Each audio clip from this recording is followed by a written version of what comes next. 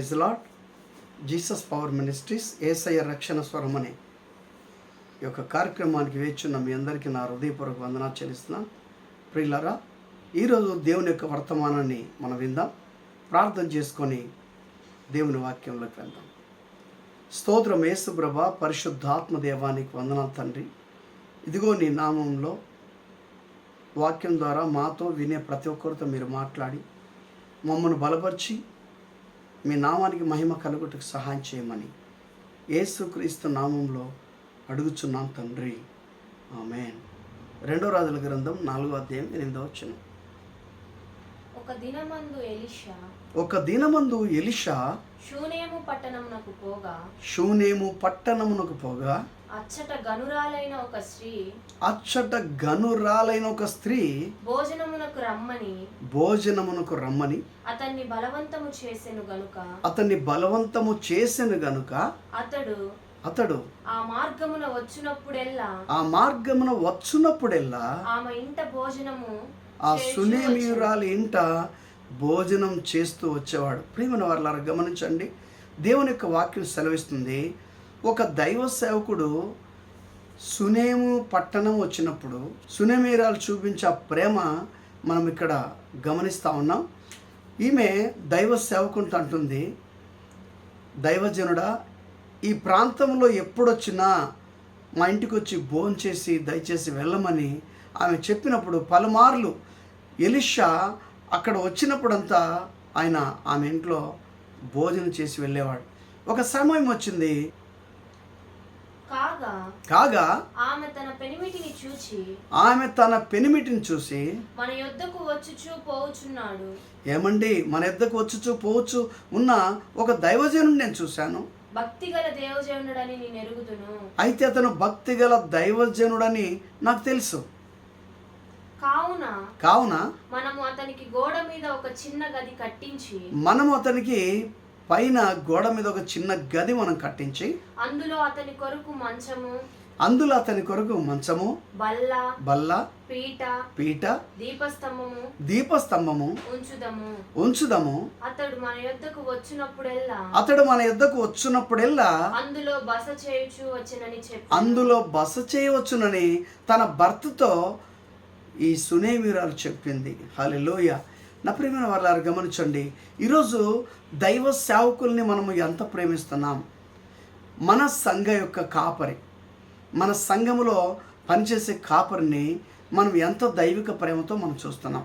అతిథ్య విషయంలో కానీ, భోజన విషయంలో కానీ, ఘనమైన కానుక విషయంలో కానీ మీరు గమనించండి, ఈ సునేమియురాలు తన దగ్గర లేని బహుమానము దైవ సేవకునికి ఏదైతే దైవిక ప్రేమ చూపాలో, ఎలాగైతే తన పట్ల జీవించాలో అతనిలో దైవత్వాన్ని బట్టి ఈమె చేసినట్లుగా మనం చూస్తున్నాం. ఆ తర్వాత అతడు అక్కడికి ఒకానొక దినము వచ్చి ఆ గదిలోచొచ్చి అక్కడ పడుకున్నాడు. హల్లెలూయా. ఎప్పుడైతే గోడ మీద ఇల్లు కట్టిందో సునేమియురాలు, మరి ఈ యొక్క దైవజనుడు వచ్చి, ఈ యొక్క ఎలీషా వచ్చి అక్కడ భోంచేస్తున్నాడు, పడుకుంటున్నాడు, అక్కడ పడుకుంటున్నాడుగా మనం చూస్తున్నాం. పిమ్మట అతడు తన దాసుడైన గెహాజీని పిలిచాడు. ఈ సునేమియురాలిని ఒకసారి పిలుస్తావా అనగా గెహాజీ కిందకు వెళ్ళి ఆమెను పిలిచాడు. ఆమె వచ్చి అతని ముందర నిల్చున్నప్పుడు, ఆ యొక్క ఎలీషా ముందు నిల్చున్నప్పుడు అతడు అమ్మా సునేమియురాలతో అంటున్నాడు, మీరు ఇంత శ్రద్ధ భక్తి మా పట్ల చూపించారు కదా, నీకు నేనేమి చేయవలెను? ఇంత శ్రద్ధ భక్తులు మా ఇందు కనపరిచావు గనుక ఇందును బట్టి నీకేం కావాలో అడగమ్మా. రాజుతోనైనా నేను మాట్లాడాలా, సైన్యాధిపతితోనైనను, హోమ్ మినిస్టర్తో అయినా నేను మాట్లాడాలనా? నిన్ను గూర్చి నేను మాట్లాడాలని నీకేమైనా కోరిక ఉన్నట్లయితే చెప్పమ్మా, నేను మాట్లాడతానంటున్నాడు. గెహాజీకి ఆ రీతిగా ఆజ్ఞ ఇచ్చాడు. వాడు ఆ ప్రకారము సునేమియురాల దగ్గరికి వెళ్ళి అడుగుతా ఉన్నాడు. అందుకామె నేను నా స్వజనులలో కాపురం ఉన్నాను. అయ్యా, నేను నా సొంత జనుల మధ్య కాపురం ఉన్నాను, నేను ఒక గనురాలైన స్త్రీ అన్నట్టుగా ఆమె చెప్పుకున్నట్టుగా మనం చూస్తున్నాం. ఎలీషా ఆమె నేనేమి చేయకోరుచున్నాదని మరలా గెహాజీని అడుగుతా ఉన్నాడు. ఏమయ్యా గెహాజీ, ఈ సునేమీరాలు నేనేం చేయాలి అని ఏమైనా అడిగిందా? వానిని అడుగగా గెహాజీ ఆమెకు కుమారుడు లేడు మరియు ఆమె పెనిమిటి ముసలివాడని అతనితో చెప్పెను. సునేమీరాలు కూడా ముసలితనమందు ఉంది కనుక అలాంటి వారికి ప్రియులరా మానవ రీతిగా మనం గమనిస్తే సంతానం అనేది అవ్వడం ఇంపాసిబుల్, అసంభవం. కానీ దేవునికి సమస్తము సాధ్యమని వాక్యం సెలవిస్తూ ఉంది. ఎన్నడూ కూడా ఆమె కని వినని వార్త వినబోతుంది. జాగ్రత్తగా వినండి.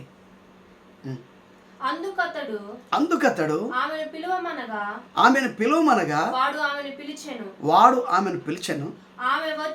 ఆమె వచ్చి ద్వారమందు నిలువగా ఆమె గడప బయట నిలబడి ఉందండి. ఎందుకంటే ఆమె సొంత ఇంట్లో ఉండి కూడా ఒక దైవ సేవకుడు అంటే ఎంత భక్తి శ్రద్ధలతో ఉందో మనం గమనించవచ్చు. ఎలీషా మరుసటి ఏటా అమ్మా, నువ్వు చూపిన ప్రేమను బట్టి, నువ్వు ఇచ్చిన ఆతిథ్యాన్ని బట్టి, నీవు మాకు నీడనిచ్చావు గనుక ఇదిగో మళ్ళీ కిందటికి వచ్చే ఏడాది ఇదే మాసమున మరుసటి ఏట ఇదే ఋతువున నీ కౌగిట కుమారుడు ఉండునని ఆమెతో అనెను. హల్లెలూయా. నా ప్రియమైన వాళ్ళారా, ఆమె జీవితంలో కని విని ఎరుగని అద్భుత కార్యాన్ని సునేమీయురాలు చూసిందంటే అయినా సరే ఆమె నమ్మలేదండి. ఆమె ఎలీషా చెప్పిన మాట విని దైవజనుడైన నా ఏలినవాడా, దయచేసి అలాగూ పలకవద్దు, నీ దాసురాలనైన నాతో అబద్ధం ఆడవద్దనెను. ప్రియులారా గమనించండి, నమ్మట్లేదేమే. ఎందుకంటే భర్త ముసలివాడైపోయి మరి ఈమె పండు ముసలామే మాకు సంతానమా, నేను నమ్మను అన్నట్టుగా మాట్లాడింది. కానీ ప్రవక్త అయిన ఎలీషా చూడండి ఒక వాక్ రిలీజ్ చేశాడు. పిమ్మట ఆ స్త్రీ అంటే సునేమీయురాలు గర్భవతి అయి మరుసటి ఏట ఎలీషా తనతో చెప్పిన కాలమున కుమారుని కనెను. హల్లెలూయా. ఎలా ఉన్నాయి మన జీవితాలు నా ప్రియమైన వారలారా. ఈరోజు సంతానం లేక ఎంతో మంది వేదన పడుతున్నారు, యాతన పడుతున్నారు. కానీ దేవుని యొక్క వాక్యం సెలవిస్తుంది, దేవుడు సేవకుడు పలికిన మాట అక్కడ ఆశీర్వాదం వచ్చినట్టుగా మనం చూస్తున్నాం.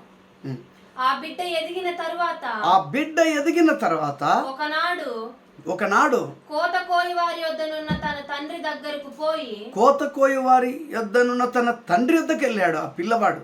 అక్కడ ఉండగా వాడు నా తలపోయనే అని సడన్ గా చెప్పాను. అయ్యో నా తలపోయినే అని ఏడవడం ప్రారంభించాడు ఆ సునేమీయురాలు కుమారుడు. అతడు వానిని ఎత్తుకొని తల్లి యొద్దకు తీసుకొని పొమ్మని పనివారిలో ఒకనికి చెప్పగా వాడు ఆ బాలుని ఎత్తుకొని వాని తల్లి యొద్దకు తీసుకొని పోయినట్టుగా మనం చూస్తున్నాం. పిల్లవాడు మధ్యాహ్నం వరకు తల్లి తొడ మీద పడుకొని అలాగే ఉండి చనిపోయాను. ఎంత భయంకరం. సునేమీయురాల్ని దీవించాడు, సంతానం ఇచ్చాడు. కానీ చివరికి ఆ బాలుడు ఎదిగిన తర్వాత చనిపోయినట్టుగా మనం చూస్తున్నాం. అప్పుడు ఆమె పిల్లవానిని దైవజనుని మంచం మీద పెట్టి ఎలీషా ఏ మంచం మీద అయితే మేడ గది మీద పడుకుంటూ లేస్తా ఉన్నాడో ఆ మంచంలో ఆ పిల్లవాడిని పడుకోబెట్టింది. అలాగైనా జీవం కలిగి బ్రతుకుతాడేమో అని. అయినా అక్కడ చనిపోయి పడి ఉన్నాడు. ఒక పనివానిని ఒక గాడిదను నా యొద్దకు పంపుము దైవజని యొద్దకు పోయి వచ్చేదనని మరలా నేను తిరిగి వస్తానని తన పెనిమిటితో ఆమె అనగా తన భర్తతో సునేమీయురాలు చెప్పింది. అతడు నేడు అమావాస్య కాదే, అయితే భర్త అంటున్నాడు నేడు అమావాస్య కాదు, విశ్రాంతి దినము కాదు, కనీసం విశ్రాంతి దినం కూడా కాదు కదా, ఎందుకు వెళ్తున్నావు? ఆ, అతని యొద్దకు ఎందుకు పోవుదువని అతని యొద్దకు ఎందుకు పోవుదు అని అడుగగా ఆమె నేను పోవుట మంచిదని చెప్పి నేను పోవడం ఇప్పుడు చాలా మంచిదని చెప్పి గాడిదకు గంత కట్టి తాను ఎక్కి తన పనివానితో శీఘ్రముగా తోలుము, నేను నీకు సెలవిస్తేనే గాని నిమ్మలముగా తోలవద్దు. నువ్వు స్పీడ్ గా ముందుకు సాగాలి. ఈ ప్రకారము ఆమె పోయి కర్మేలు పర్వతమునందున్న ఆ దైవజనుని యొద్దకు వచ్చెను. కర్మేలు పర్వతం నందున్న దైవ సేవకుని దగ్గరికి రాని వచ్చేసింది. హల్లెలూయా. నా ప్రియమైన వర్లారా, ఏ దైవ సేవకుడైతే వాక్కును పలికాడో అదే దైవ సేవకుని దగ్గరికి మరలా తిరిగి వచ్చింది. దైవజనుడు దూరము నుండి ఆమెను చూచి, దైవజనుడైన ఎలీషా దూరం నుండి ఆమెను చూస్తా ఉన్నాడు.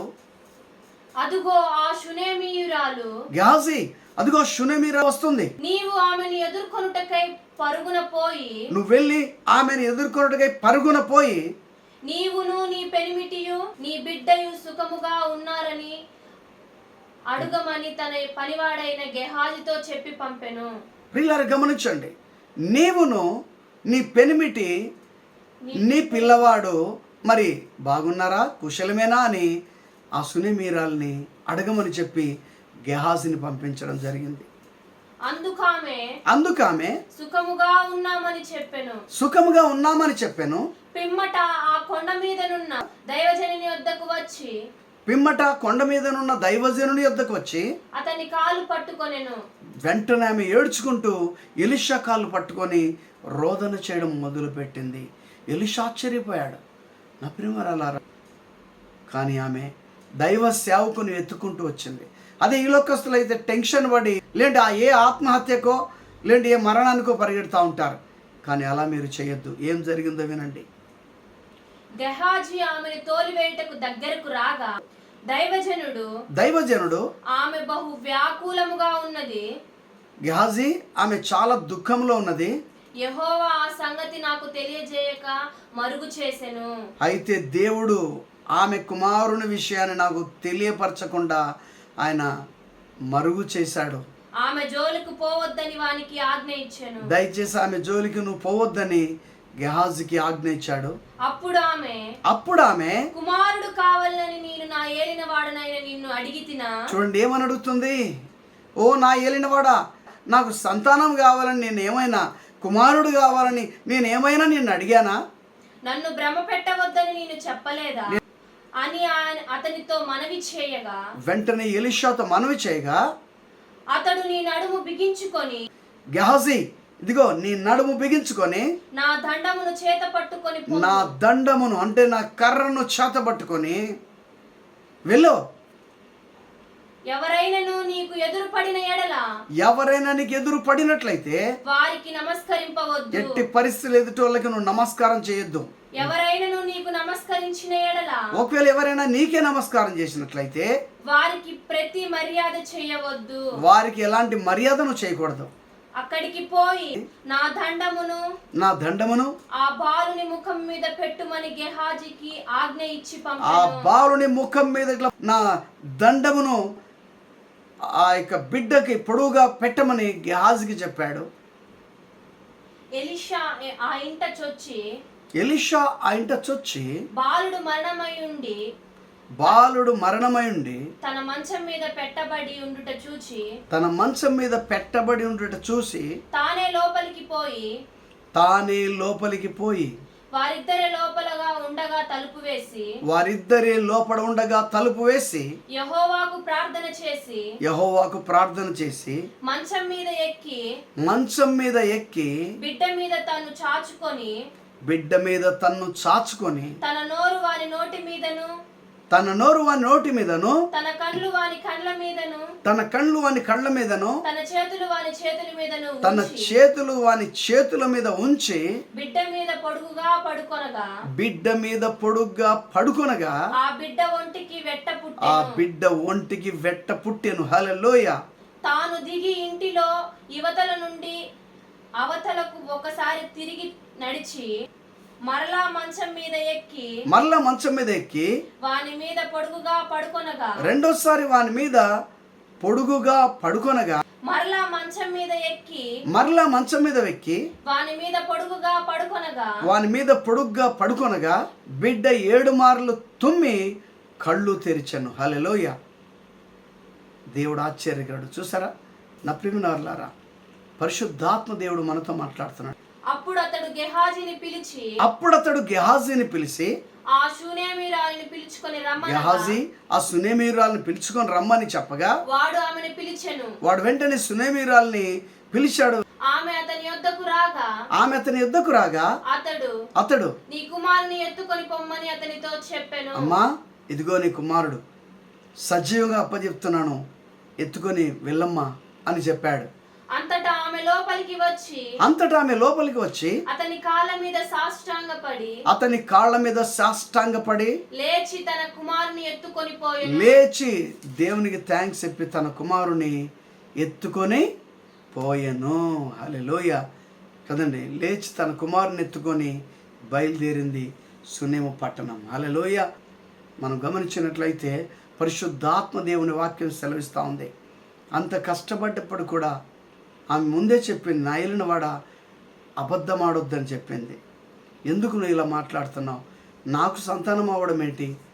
నా భర్త మంచం పట్టాడు, నేనేం ముసలిదానను, నువ్వేం చెప్తున్నావు అన్నప్పుడు, యెహోవాకు అసాధ్యమైనది ఏదైనా ఉన్నదా అని అబ్రహాము భార్య అయిన శారాతో అన్నట్టుగా మనం చూస్తూ ఉన్నాం కదా. అక్కడ కూడా అంతే. ప్రియులారా గమనించండి, ముసలితనమందు దేవుడు అబ్రహాము శారా గర్భాన్ని తెరిచినట్టుగా మనం చూస్తున్నాం. దేవుడు అబ్రహాం భార్య అయిన శారా గర్భాన్ని తెరిచినట్టుగా మనం చూస్తూ ఉన్నాం. ఈరోజు మన జీవితాలు ఎలా ఉంటున్నాయి? దేవుని యొక్క వాక్యం సెలవిస్తూ ఉంది. ఈరోజు మీలో ఎవరైతే సంతానం లేక బాధపడుతున్నారా, ఆర్థిక ఇబ్బందులతో సతమతమవుతున్నారా, రకరకాల దుష్టశక్తుల శోధనల ద్వారా భయంకరంగా బాధపడుతున్నారా, అయితే ఈ సమయం ముందు నాతో ఏకీభవించి ప్రార్థించండి. దేవుడు మీ అక్కర్లు తీరుస్తాడు, మిమ్మల్ని ఆశీర్వదిస్తాడు. ప్రార్థన. స్తోత్రం యేసు ప్రభా, పరిశుద్ధాత్మ దేవానికి వందనాలు తండ్రి. ఈ సమయంలో నా ప్రభా విత్తబడిన వాక్యాన్ని బట్టి అయ్యా, సునేమీరాలు జీవితంలో ఆమె చూపిన ప్రేమను బట్టి నా తండ్రి దైవజనుడు ఒక మాట రిలీజ్ చేశాడు. అదేంటంటే ఆమెకు సంతానం లేని పక్షాన అయ్యా ముసలితనమందు గర్భఫలం అనుగ్రహించా. దైవ సేవకుడు పలికిన మాట దీవెనకరంగా మార్చిన దేవుడు యేసయ్యా. ఇదిగో ఈ సమయంలో ఎవరైతే ఆర్థిక ఇబ్బందులతో, సంతానం లేక సతమతమవుతూ, దరిద్రతతో, ఇరుకు ఇబ్బందులతో, వ్యాధి బాధలతో ఉన్నట్లయితే ఇప్పుడే మీరు తాకమని అడుగుచున్నాను. Oh God bless and touch holy power ప్రభా, మీరు కార్యించండి, అపవాదిని బంధించండి తండ్రి. ఇదిగో గర్భఫలం దయచండి, ఆర్థిక ఇబ్బంది తొలగించండి అయ్యా. దిక్కు లేని వారికి మీరే దిక్కుగా ఉండండి తండ్రి.